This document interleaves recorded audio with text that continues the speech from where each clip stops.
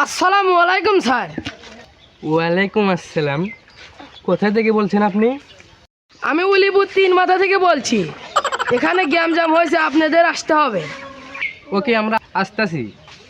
Constable, yes sir. চলো চলো। আসো।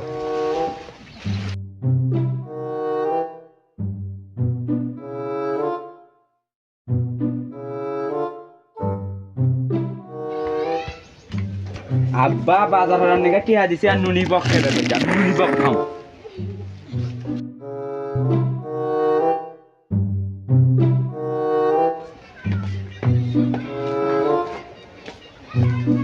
স্যার স্যার আমি ফোন করেছিলাম। আচ্ছা তাহলে চলেন। চলেন।